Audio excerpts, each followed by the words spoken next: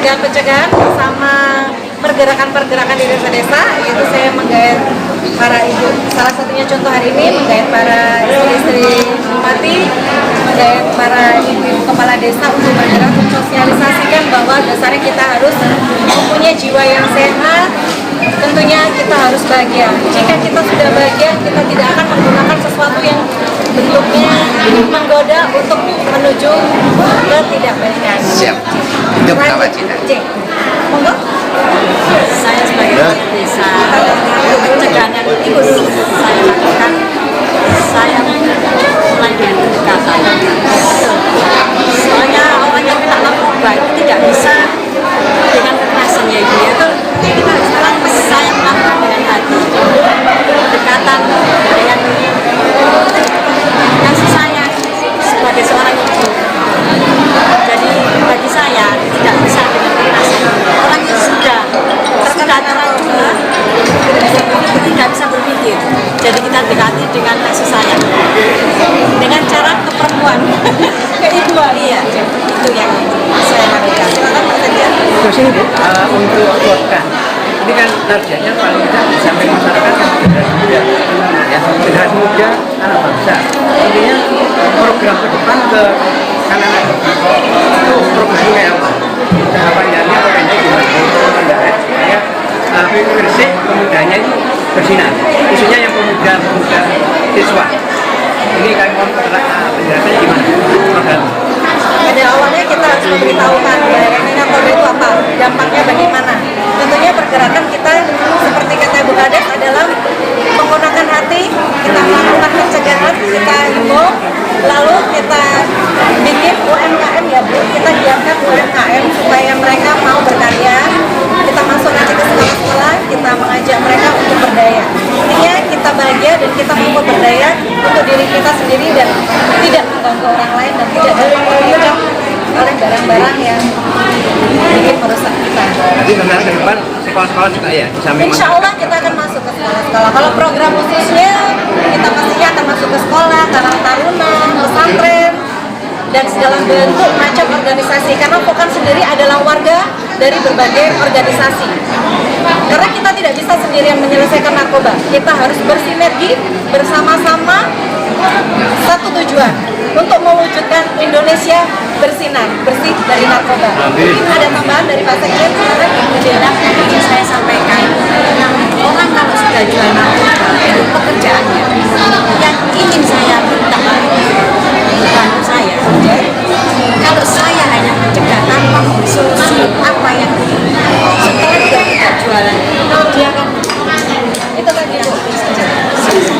Oke, kita buka lapangan pekerjaan, kita gait mereka untuk berdaya. Jika di daerahnya banyak tanaman, kita bikin produk unggulan. Jika di daerahnya banyak hasil karya, yuk kita ajukan. Kita bisa mengajukan lewat Dekranasda daerah, Dekranasda provinsi. Ya, kita bisa ajukan ke mereka.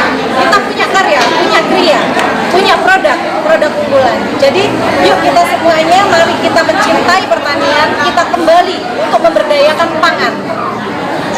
Mulai dari tanaman, peternakan, juga membudidaya ikan, itu harus kita angkat juga. Karena jika pangan sudah terkendali, insya Allah UMKM ada wujudnya, lalu kita gait mereka, kita berdayakan. Nanti kita ada sosialisasi dalam, misalnya mau bikin produk apa. Di desa ini ada mayoritas anak-anak, misalnya banyak anak lakinya, yuk kita belajar bengkel. Ya, tidak untuk kemungkinan kita bisa. Terus nanti bisa di sini misalnya banyak hasilnya jagung Bu, atau banyak hasilnya singkong Bu. Yuk kita adakan sosialisasi pembelajaran bikin produk-produk unggulan dari jagung dan singkong. Nah, untuk lapangan pekerjaan Cukup mungkin Pak Sekjen. jadi dalam boleh Mungkin Pak Sekjen. Silakan ada tambahan Pak Sekjen. Ya, jadi saya selaku Sekjen di Kedepukan Jawa Timur, program kita jangka pendeknya ini adalah P4GN atau penyuluhan bahaya penyalahgunaan dan pemberantasan peredaran gelap narkoba.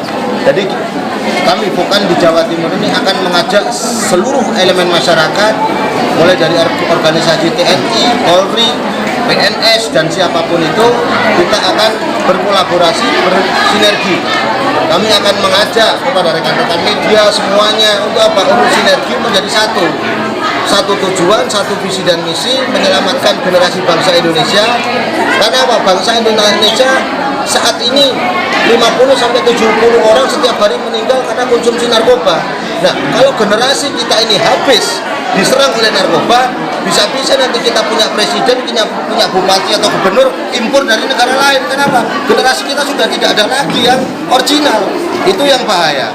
Untuk jangka panjangnya kita akan melakukan rehabilitasi untuk siapa? Untuk para pecandu narkoba ini.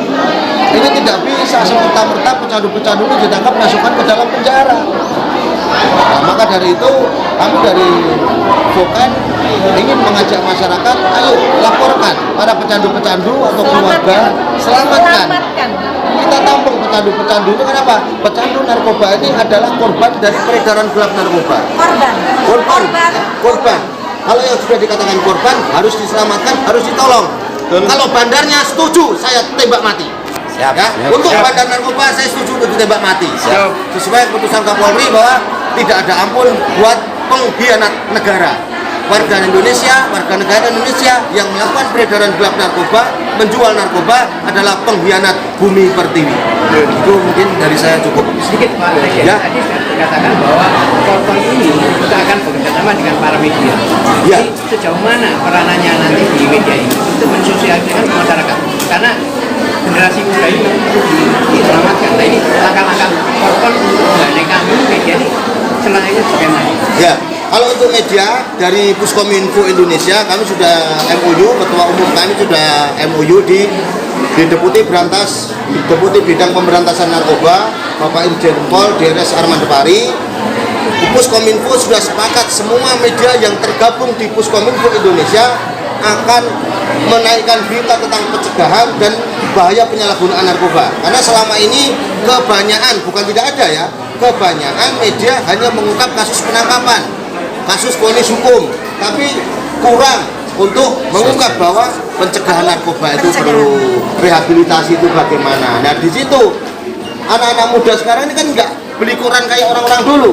Dia buka sosmed jika generasi muda perlu untuk mengetahui fasilitas rehabilitasi, fasilitas P4GN.